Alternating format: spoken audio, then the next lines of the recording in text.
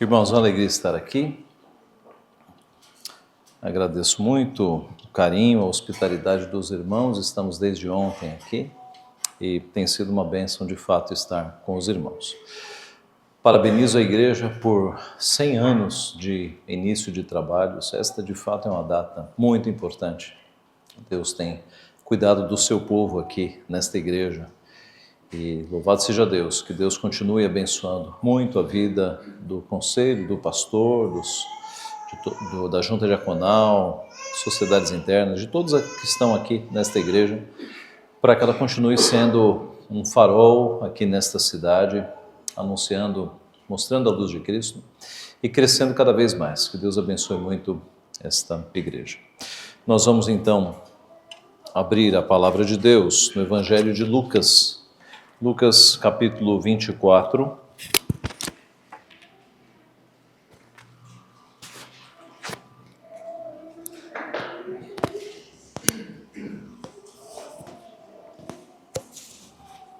Lucas 24,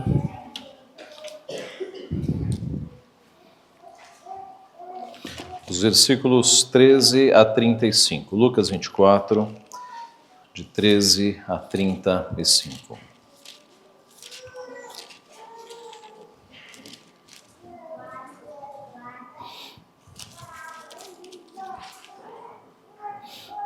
Lucas 24, de 13 a 35, diz assim a eterna, inerrante e inspirada palavra de Deus.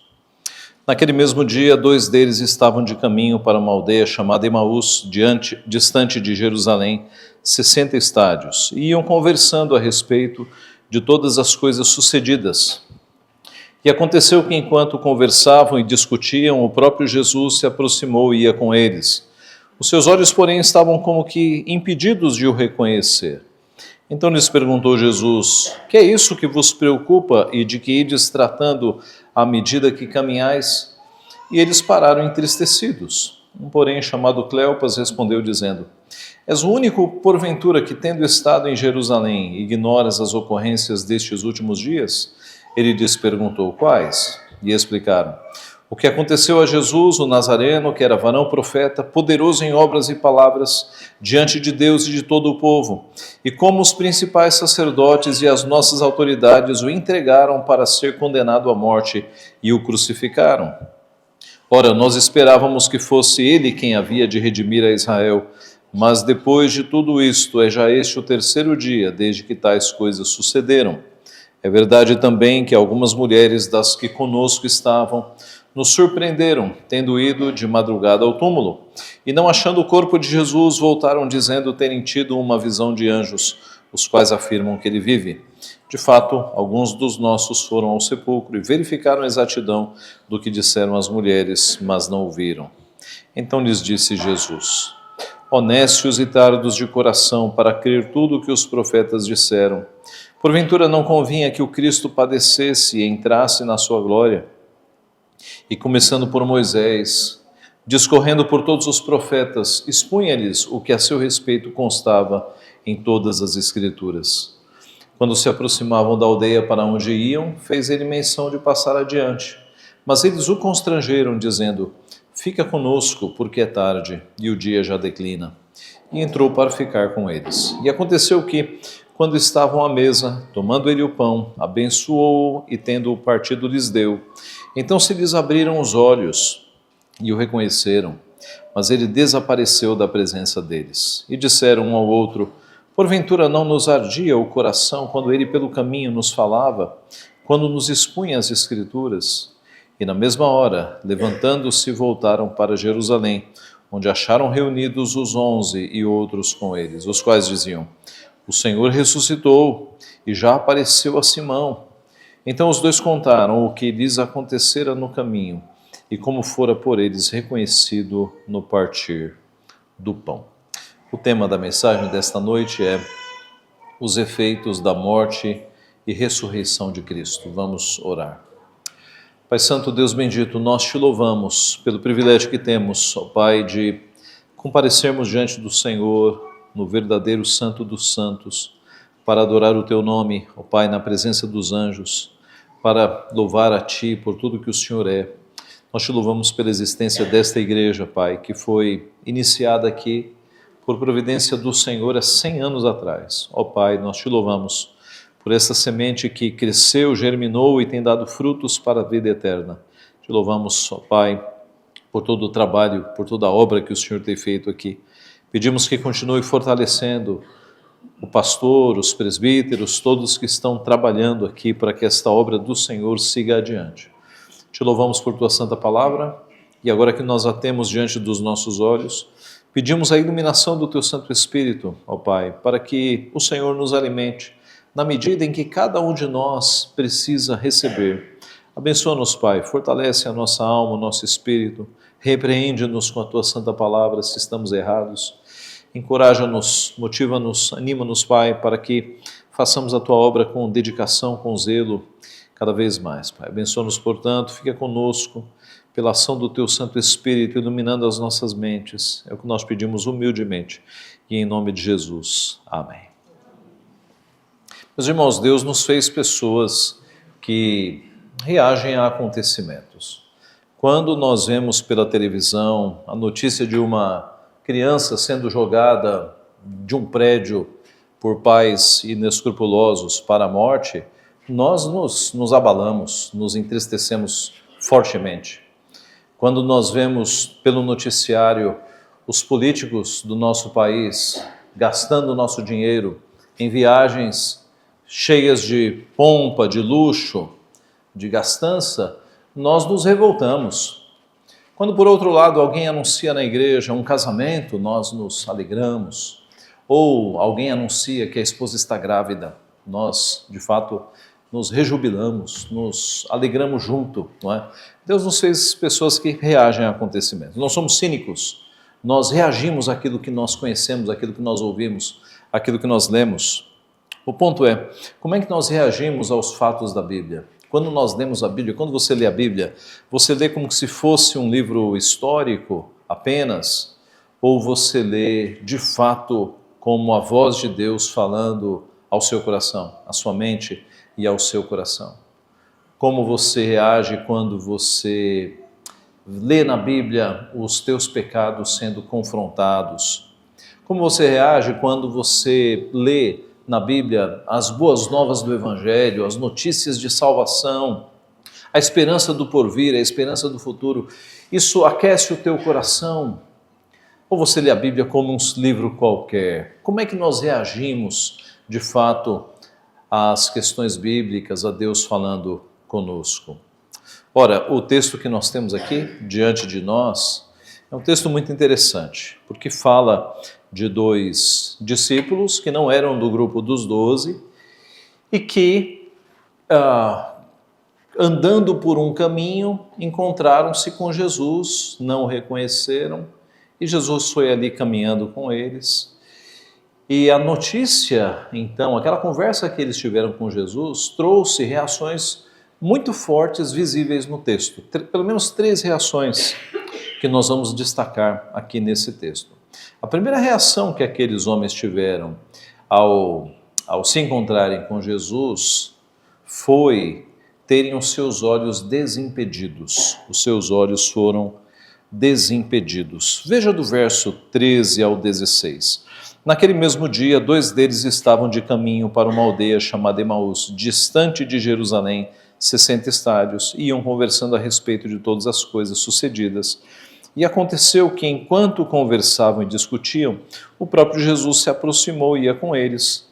Os seus olhos, porém, estavam como que impedidos de o reconhecer. Eles eram discípulos de Cristo.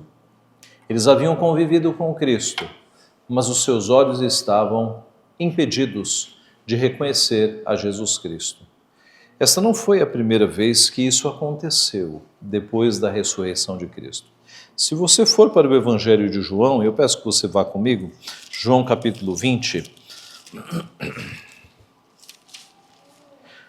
João capítulo 20, dos versículos 11 a 16. João 20, de 11 a 16. Maria, entretanto, permanecia junto à entrada do túmulo, chorando. Enquanto chorava, abaixou-se e olhou para dentro do túmulo e viu 2 anjos vestidos de branco, sentados onde o corpo de Jesus fora posto, um à cabeceira e outro aos pés. Então eles lhe perguntaram: Mulher, por que choras? Ela lhes respondeu: Porque levaram o meu Senhor e não sei onde o puseram. Tendo dito isto, voltou-se para trás e viu Jesus em pé, mas não reconheceu que era Jesus. Perguntou-lhe Jesus: Mulher, por que choras? A quem procuras? Ela, supondo ser ele o jardineiro, respondeu: Senhor, se tu o tiraste, dize-me onde o puseste e eu o levarei. Disse-lhe Jesus: Maria. Ela, voltando-se, lhe disse em hebraico: Rabone, que quer dizer mestre. Observe que Maria, aqui Maria Madalena, ela olhou para Jesus, mas não reconheceu. Achou que era o jardineiro. O jardineiro era aquele que cuidava de toda aquela área, inclusive do túmulo, né? E quando Jesus falou Maria de uma forma que só ele falava, ela percebeu. Os olhos foram abertos e ela reconheceu que era o seu mestre. Veja também em João, capítulo 21, versos 3 e 4. 21 de João 3 e 4. Disse-lhes Simão Pedro: Vou pescar. Disseram-lhe os outros: Também nós vamos contigo. Saíram e entraram no barco e naquela noite nada apanharam. Mas ao clarear da madrugada estava Jesus na praia. Todavia, os discípulos não reconheceram que era ele. Por que os olhos estavam impedidos? Por que discípulos de Cristo não estavam reconhecendo o próprio Mestre? Ora, talvez por causa da tristeza. A tristeza tomou conta dos discípulos depois da morte de Cristo. O nosso texto fala sobre isso. Voltando ao nosso texto de Lucas 24, no verso 17, nós vemos esse tom de tristeza. Então lhes perguntou Jesus: Que é isso que vos preocupa e de que ides tratando à medida que caminhais? E eles pararam entristecidos. O começo do texto mostra como esses discípulos estavam. Estavam como todos os outros, entristecidos, porque o seu mestre havia sido crucificado, havia morrido de fato. Antes da morte, aliás, quando Jesus falava da sua missão, de que ele iria para o Pai, diz João, em João 16,6, que o coração deles já se enchia de tristeza. Em outro momento, no Getsemane, quando Jesus se afastou para orar e voltando encontrou os discípulos dormindo, a expressão que o médico evangelista Lucas usa é muito interessante. Veja comigo, Lucas 22, 45. Lembre-se que Lucas era médico. Lucas 22, 45. Levantando-se da oração, foi ter com os discípulos e os achou dormindo de tristeza. O que é dormir de tristeza? Talvez alguns de vocês saibam o que é dormir de tristeza. O próprio corpo, dependendo da tristeza, ele dá o sono como uma espécie de fuga para que a gente saia daquela tribulação momentânea. Talvez você já tenha, em algum momento da sua vida, dormido envolto em lágrimas, dormido de tristeza. Pois os discípulos no Getsemane haviam dormido de tristeza, porque a morte do seu Redentor se aproximava. Com tantas lágrimas nos olhos, talvez tenha sido por isso que eles não reconheceram o próprio Mestre.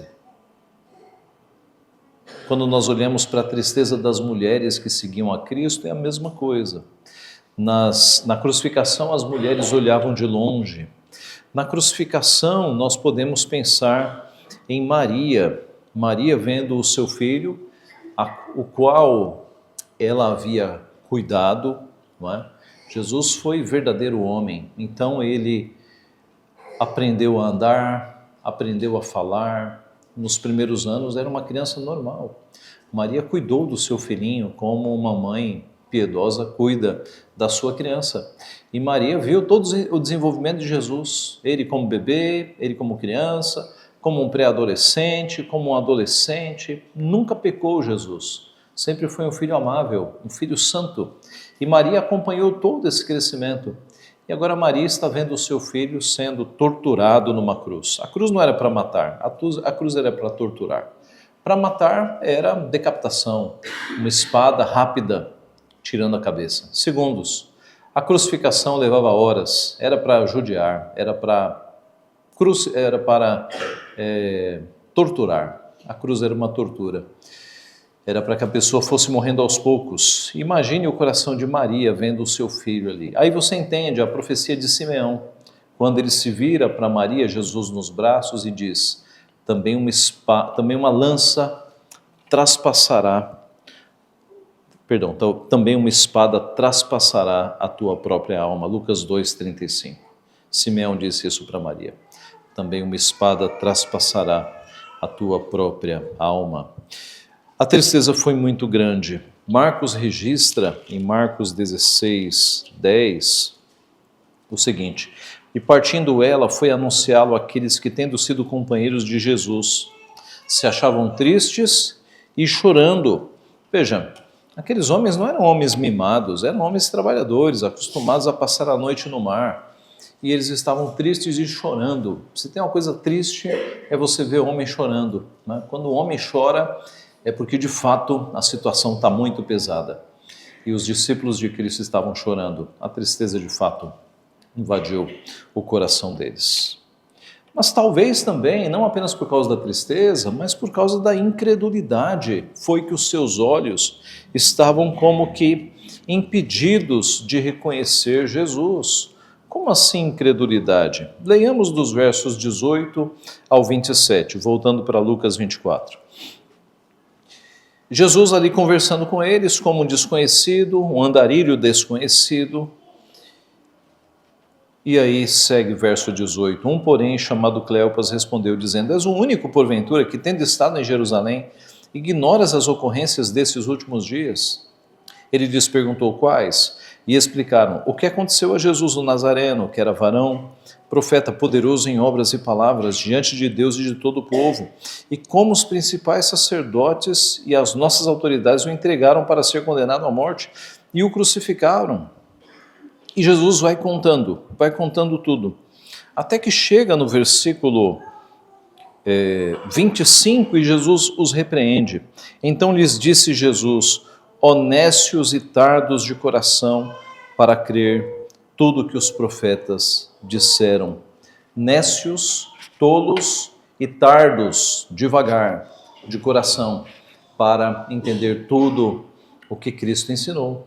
Veja, Cristo falou muito sobre a sua partida, falou muito sobre a sua crucificação. Certa feita, falando sobre essas coisas, o próprio apóstolo Pedro chamou Jesus à parte e começou a repreendê-lo, dizendo: mestre, essas coisas nunca te acontecerão. E aí Jesus disse: arreda, Satanás, você para mim é pedra de tropeço, porque Pedro estava meio que duvidando de que Cristo passaria por todas aquelas coisas. O fato é que Jesus ensinou muito sobre a sua morte, a sua ressurreição. Em certa ocasião também, quando os discípulos todos orgulhosos apresentavam as reformas que Herodes havia feito no templo, Jesus olhou para aquilo e disse: em 3 dias eu derrubarei tudo isso e reconstruirei. E eles ficaram pensando: como assim, Senhor? Mas aí o Evangelho diz, ele se referia ao seu corpo, e de fato isso aconteceu. Em 3 dias ele ressuscitou. O fato é que houve muita incredulidade, meus irmãos. Tomé, por exemplo, Tomé só creu que Jesus estava ressuscitado quando colocou a mão nas feridas de Cristo. Houve muita incredulidade. O fato então é que por isso os olhos estavam impedidos. A tristeza, a incredulidade não estava ajudando aqueles homens a perceber que Jesus havia ressuscitado. Irmãos, nós olhamos para eles e os reprovamos, mas por vezes isso acontece na nossa vida também. Nos momentos difíceis, nós por vezes questionamos: será que Deus está olhando para o meu sofrimento? Será que Deus está vendo o que eu estou passando na minha vida? E por vezes a incredulidade e as lágrimas semeiam este mal no nosso coração, a impressão de que Deus não está olhando. Há um poema antigo que possivelmente os mais velhos se recordem, que se chama Pegadas na Areia, em que o poeta relata a sua existência como se fossem pegadas na areia. E as pegadas dele e de Deus na areia, caminhando na areia. E ele percebe que nos momentos mais difíceis da vida, as pegadas de uma pessoa somem. E precipitadamente ele conclui que nos momentos mais difíceis da vida Deus o abandonou. E o poema termina com ele percebendo que naqueles momentos é que Deus o carregava no colo. Deus o estava carregando no colo. Não é um poema extraído da Bíblia, mas os princípios estão na Bíblia, com certeza estão. A Bíblia diz que Deus é o nosso refúgio e fortaleza, socorro bem presente, quando? Na tribulação. Então, nos momentos difíceis da tua vida, sejam dificuldade financeira, seja dificuldade familiar, problemas na família, seja enfermidades, tenha certeza de que Cristo está ao teu lado. Tenha certeza. Tá? É nesses momentos mais difíceis que o Pai está mais atento ao nosso sofrimento, à nossa angústia. Tenha certeza absoluta disso. Tá? Isso é real. O ponto é, meus irmãos, que esses olhos permaneceram fechados e impedidos até um momento. Acompanhem comigo, voltando aqui ao nosso texto, no verso 30. E aconteceu que, quando estavam à mesa, tomando ele o pão, abençoou-o, e tendo-o partido, lhes deu. Então se lhes abriram os olhos e o reconheceram. Então, quando Jesus, de uma forma muito própria dele, partiu o pão, os discípulos reconheceram que eram Jesus. E os seus olhos foram abertos. Isso deve acontecer conosco também, meus irmãos. Os nossos olhos devem ser abertos. Se você está sofrendo nessa vida e achando que Cristo está longe, que Deus não está se importando, os teus olhos têm que ser abertos para que você perceba que Deus está agindo na tua vida, que a situação poderia ser muito pior. E não é mais pior porque Deus está agindo, porque Deus está preservando, porque Deus não deixa que o nosso sofrimento seja o máximo que poderia ser. Mas Ele sempre, quando nós passamos por sofrimentos, Ele nos dá um pouco de graça também, não permitindo que nós fiquemos desamparados financeiramente, sempre vem alguma ajuda de algum lugar, não permitindo que nós morramos, né? Dando a nós médicos, convênios, remédios, hospitais públicos, seja o que for, mas Deus está sempre cuidando de nós. Os nossos olhos têm que estarem abertos para a gente perceber que Cristo está andando do nosso lado. Esse é o primeiro efeito. Este foi o primeiro efeito que a morte e a ressurreição de Cristo causaram naqueles homens. Os seus olhos finalmente foram abertos e assim devem ser os nossos olhos também. Mas um segundo efeito que nós vemos aqui no texto, que aconteceu naqueles homens, além dos olhos desimpedidos, foi que eles tiveram corações ardentes. Corações ardentes. Veja do verso 27 em diante. Depois que Jesus deu aquela repreensão, ó nécios e tardos de coração, para crer tudo o que os profetas disseram, porventura não convinha que o Cristo padecesse e entrasse na sua glória? E começando por Moisés, discorrendo por todos os profetas, expunha-lhes o que a seu respeito constava em todas as Escrituras. Nós não sabemos o tempo de caminhada que eles tiveram, possivelmente 1 hora de caminhada, tá? Mas o interessante aqui foi que eles ganharam uma aula gratuita de Jesus puxando de cabeça os textos do Pentateuco e os textos dos outros livros da Bíblia, dos proféticos, e Jesus dizendo, quando Moisés falou isso, no livro tal, era a respeito do Messias. Quando Isaías falou isso, era a respeito do Messias. Quer dizer, de cabeça, observe, começando por Moisés, Pentateuco, e discorrendo por todos os profetas da Bíblia, expunha-lhes o que a seu respeito constava em todas as Escrituras. Jesus de cabeça foi puxando os textos messiânicos, No seminário a gente estuda esse assunto com certa dificuldade. Alguns versículos que a gente olha e a gente fala, isso aqui será que é messiânico ou não? Será que o Espírito Santo já deu luzes para que esse profeta imaginasse o Messias? A gente fica na dúvida. Mas eis que aqui Jesus, o próprio Jesus, de cabeça citou todos os textos messiânicos do Antigo Testamento. Que aula magistral estes homens receberam, não foi? Ali naquela caminhada. E essa aula foi tão formidável, foi tão impressionante, que quando este andarilho desconhecido fez menção de passar adiante, porque chegou à cidade deles e Jesus ia continuar, eles insistiram com Jesus, fica conosco, porque já é tarde, o dia já declina, e convenceram Jesus, de fato, a ficar. Observe que a exposição das Escrituras fez o coração daqueles homens arderem. Veja o verso 32. Depois que Jesus se revelou e os olhos foram abertos, disseram um ao outro, porventura não nos ardia o coração quando ele pelo caminho nos falava, quando nos expunha as Escrituras? Foi por isso que o nosso coração ardeu, porque era o próprio Jesus, era o próprio Mestre que estava entre nós e nós não havíamos percebido. Corações ardentes. Nós temos uma lição muito impressionante aqui. Hoje no mundo evangélico há uma massa de evangélicos que fica indo de igreja em igreja em busca de novidades, né? Então surge uma nova campanha de libertação, aí há uma massa de evangélicos que vai para lá. Aí surge uma nova igreja lá de um missionário com um chapelão, aí uma massa de evangélicos vai para outra igreja. Aí surge um outro lá vestido de pano de saco, aí essa massa vai para outra igreja. E é uma massa que fica indo para a igreja da novidade, tá? E aqui qual é a lição? Jesus expôs o Antigo Testamento, novidade nenhuma, ele simplesmente expôs a Bíblia e o coração daqueles discípulos ardeu. Coração de crente arde com as Escrituras, tá?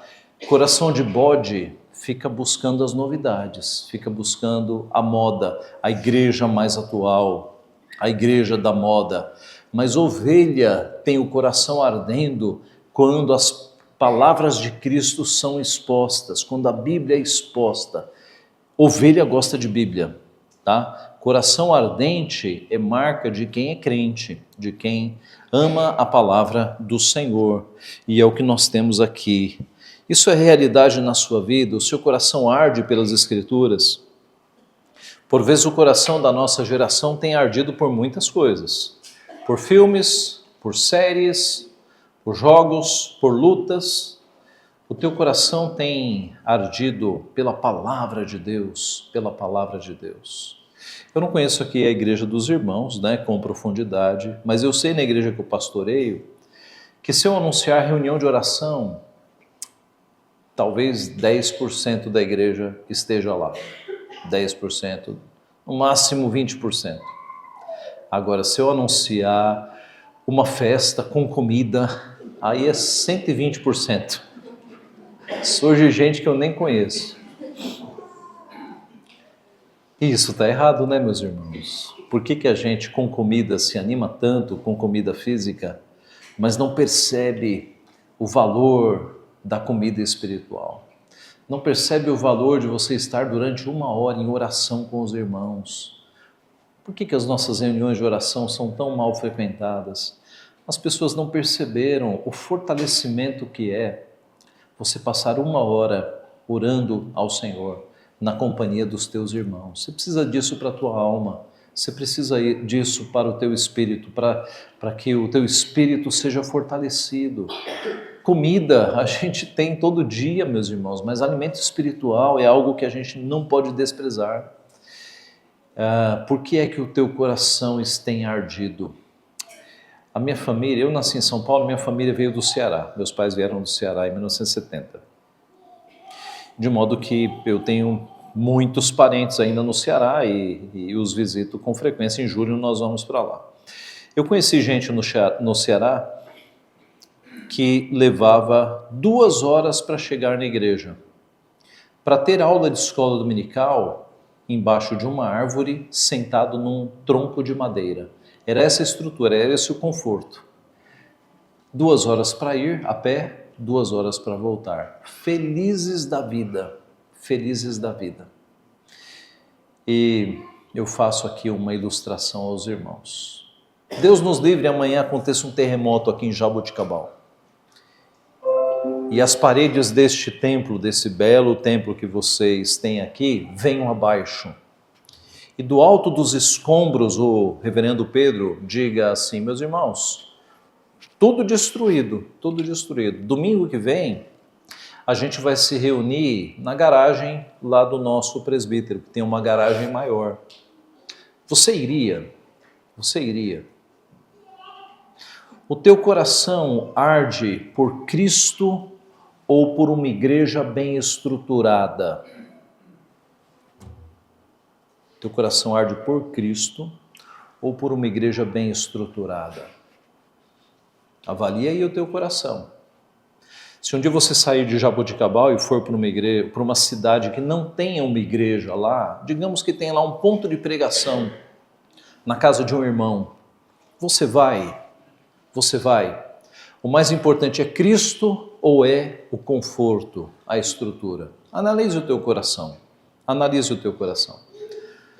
Ainda hoje no mundo há irmãos nossos que não têm igrejas para congregar porque se reúnem embaixo de perseguição. A igreja no Iraque, por exemplo, embora já tenha uma igreja lá no Iraque bem estabelecida, eu acho que um templo, mas tem havido conversões no Iraque, muçulmanos têm se convertido a Cristo, tá? E a maioria deles se reúne de forma escondida. Eles têm os seus códigos para dizer, domingo tal é na igreja de tal irmão. Aí eles vão para casa, na casa de tal irmão, aí eles vão para lá e se reúnem. Aí durante a semana eles se comunicam por códigos para dizer, o próximo culto é na casa de tal pessoa. E assim eles vão escapando da perseguição. Mas note, conforto nenhum, instrumentos não tem um monte de coisa que nós temos. Mas eles têm a Cristo e isso basta. Isso basta. Então, toda a estrutura, tudo isso é bom, mas é secundário, irmãos, é periférico. Se um dia não tivermos, o importante é Cristo. Ele é o nosso tesouro mais precioso, a nossa pérola de grande valor. É por ele que o nosso coração deve arder. Então, corações ardentes, olhos desimpedidos, corações ardentes. E por fim, pés diligentes, pés diligentes. Olhos desimpedidos, corações ardentes, pés diligentes. No primeiro versículo do nosso texto, verso 13, nós somos informados que Emaús era distante de Jerusalém 60 estádios. O estádio é uma medida bíblica antiga que equivale a 185 metros nossos, tá? Se você multiplicar, vai dar 11.100 metros. Pouco mais de 11 quilômetros. Essa foi a distância percorrida por estes 2 discípulos e por Cristo com eles. No verso 29, nós vemos os discípulos insistindo para que aquele desconhecido ficasse ali com eles, parasse, porque viajar à noite de fato não era recomendável. Eles não tinham luz elétrica, né? É claro, eles dependiam da luz da lua. E não era recomendável viajar à noite, porque havia muitos perigos. Você tinha, por exemplo, ladrões. Você se lembra da parábola que Cristo contou do bom samaritano? Ela começa com um ato de violência. Um homem é assaltado, espancado e deixado à beira do caminho. Já havia bandidos naquela época, já havia violência. Então não era recomendável viajar à noite. Havia bandidos. Havia obstáculos no caminho, havia animais selvagens. O prudente era, quando o dia já fosse declinando e o pôr do sol começasse, você já parar em algum lugar para dormir e no dia seguinte, bem cedinho, continuar a viagem. E foi isso que os 2 discípulos recomendaram a Jesus. Contudo, observe que quando estes 2 homens tiveram os olhos abertos e descobriram que aquele desconhecido era o próprio Jesus Cristo, eles simplesmente se esqueceram de todos os perigos e fizeram o caminho de volta. fizeram os 11 quilômetros à noite de volta. Veja os versos 33. E na mesma hora, levantando-se, voltaram para Jerusalém, onde acharam reunidos os 11 e outros com eles, os quais diziam: o Senhor ressuscitou e já apareceu a Simão. Eles não pensaram nos perigos do caminho, não pensaram na distância de 11 quilômetros que eles teriam que percorrer de novo, não pensaram no cansaço do término da viagem, eles não pensaram em nada. Aquela notícia era grande demais para ficar para o dia seguinte. Imediatamente eles voltaram, pés dirigentes. Meus irmãos, nós temos uma lição muito forte aqui, não é? Nós ainda temos uma mensagem urgente. Mas pastor, 2000 anos depois ainda é urgente? É urgente porque as gerações mudaram. E nós estamos no meio de uma geração mais incrédula do que a geração dos nossos pais. Há mais ateísmo nos nossos dias do que na geração dos nossos pais. Você encontra adolescentes ateus, eu já encontrei vários. É uma mensagem urgente. Nos nossos dias tem mais gente sofrendo de ansiedade, de depressão, com tendências suicidas, do que na época dos nossos pais e dos nossos avós. É uma geração que está se destruindo, há adolescentes com depressão. Então a mensagem de Cristo, a mensagem de salvação, ela é mais urgente do que nunca. E como é que nós temos lidado com essa urgência, meus irmãos? Nós temos usado a nossa vida para evangelizar. Note, você trabalha num lugar que possivelmente o teu pastor não tem acesso. Não é ele que vai evangelizar os teus amigos e as tuas amigas, é você. Deus te colocou lá, não foi por acaso, é para que você evangelize as pessoas do teu trabalho, as pessoas da tua escola, as pessoas da tua vizinhança. Nós fomos colocados em alguns lugares, não foi porque Deus falou, ali é um bom salário, ali é uma boa vizinhança, não. Nós somos embaixadores de Cristo, então abra os olhos para essa realidade. Você está onde você está, não é por acaso. É para passar a mensagem de Cristo. Use a evangelização não como uma atividade programada, mas como estilo de vida, tá? Por exemplo, você passa muito tempo com um médico, não precisa nem ser muito tempo, tá? Mas você passa com um médico. Pense em evangelizá-lo. Talvez você tenha aí um médico ou uma médica que você já passou em muitas consultas. Você já deu uma Bíblia para esse médico, para essa médica? Você já deu um Novo Testamento, um livro bíblico? Talvez você homem ou mulher, frequente um posto de gasolina há muito tempo, até conheça o nome dos atendentes. Você já deu um folheto, já deu uma Bíblia, uma mini Bíblia? Estilo de vida, meus irmãos. Ande com folhetos. Irmãs, andem com folhetos e com mini Bíblias na bolsa. Irmãos, andem com folhetos e Bíblias no carro. É estilo de vida, aproveitar as oportunidades. Eu vou contar um exemplo pessoal. Eu fiquei doente há uns tempos atrás, fui no hospital, passei por um médico Lucas. Nomes bíblicos a gente guarda, né? Lucas. Aí passou um mês, eu tive que voltar no hospital, fui atendido pelo médico. Ele falou: senhor Ageu, o senhor já passou aqui comigo, né? Eu falei: sim, já passei. Aí, conversa, eu falei: o senhor sabe que o seu nome é bíblico? Ah, sei sim. O senhor sabe que Lucas na Bíblia era um médico? Ele não sabia. Aí eu comecei a falar. Muito bem. Aí, terceira vez eu precisei voltar no hospital no mês seguinte, e era pronto-socorro, não era agenda, não era consulta agendada, era pronto-socorro. Lá estava de novo o Dr. Lucas. Aí ele me reconheceu. Aí eu falei, dessa vez eu fui com um livro, né? Eu fui com um livro. E aí eu falei: ô Dr. Lucas, está aqui? Trouxe um presente para o senhor. Aí ele falou assim: olha, interessante, hoje não é dia do meu plantão, eu não deveria estar aqui. Então foi por Deus, ele falou, foi por Deus que eu estou aqui. Dei um livro para ele. É só um exemplo para a gente perceber que evangelismo não é algo que você programa na sua agenda, hoje eu vou evangelizar. Nós somos discípulos de Cristo, meus irmãos. É estilo de vida. Ande com folhetos, ande com Bíblias, olhe para as oportunidades, porque há eleitos no mundo, há pessoas que vão se converter neste mundo. Não é só quem nasce na igreja, não. Eu tenho amigos que vieram à fé com 50 anos de idade, porque um crente falou de Cristo para eles, e eles se converteram e hoje é uma bênção. Então há eleitos ao teu redor, que Deus vai usar você para levar estes eleitos a Jesus Cristo. Creia nisso e evangelize. Pés diligentes, pés prontos para pregar o Evangelho, para levar pessoas a Cristo. Tenha essa disposição, não use de desculpas. A palavra de Deus diz que formosos são os montes, que formosos são sobre os montes os pés do que anuncia as boas novas. Concluindo, meus irmãos, Cristo está vivo. Cristo está vivo. Ele venceu a morte e Ele está vivo. E Ele está aqui recebendo culto. E um dia Ele voltará. A sua volta está próxima e nós ansiamos por ela. Mas enquanto Ele não vem, que os nossos olhos estejam abertos. Então enxugue as lágrimas, tire as escamas dos olhos para perceber que por mais que o sofrimento seja grande nessa vida, Cristo está andando do teu lado, nunca te desamparou, nunca. Olhos abertos, corações ardentes pelas coisas de Deus. Nós somos tão dedicados em outras coisas, vamos nos dedicar às coisas de Deus, vamos vir domingo de manhã, domingo à noite, reunião de oração.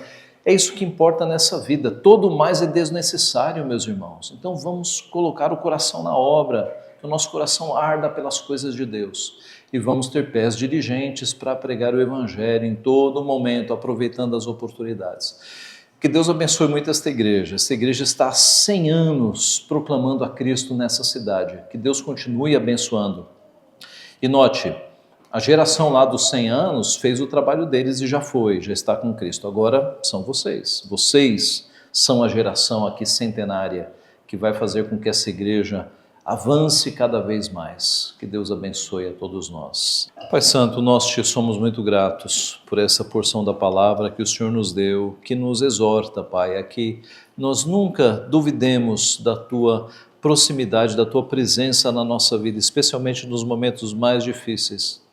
Nós te louvamos, Pai, porque de fato o Senhor tem estado conosco em todo o tempo e especialmente, ó Pai, na angústia, na tribulação, o Senhor sempre está conosco. Nós pedimos que o Senhor abra os nossos olhos para que nós nunca duvidemos disso, Pai. Pedimos também que nos dê, ó Pai, os corações ardentes pela Tua Santa Palavra, que nós vibremos com a obra do Senhor, com os trabalhos do Senhor e percebamos que isso é principal na nossa vida, não é acessório, ó Pai, e valorizemos e priorizemos o Teu reino na nossa vida. E ajuda-nos também, Pai, para que nós sejamos reais embaixadores do Senhor, propagando o Teu nome onde quer que nós estejamos. Continua, Pai, abençoando o Teu povo, a Tua igreja aqui, estas pedras que vivem, que são do Senhor, que formam esta igreja, para que ela continue crescendo para a honra e glória do Teu nome e todos os eleitos da região sejam alcançados, Pai. Abençoa-nos nesta semana, dá-nos uma semana embaixo da Tua bênção, da Tua proteção, para que nas lutas que teremos, nós sejamos fiéis ao Senhor em tudo. É o que nós pedimos e agradecemos em nome de Jesus. Amém. E que a graça de nosso Senhor e Salvador Jesus Cristo, o amor de Deus o Pai, a paz, a comunhão, as consolações do Espírito Santo de Deus repousem sobre vós e sobre todo o seu povo espalhado pela face da terra, hoje e para todo sempre. Amém.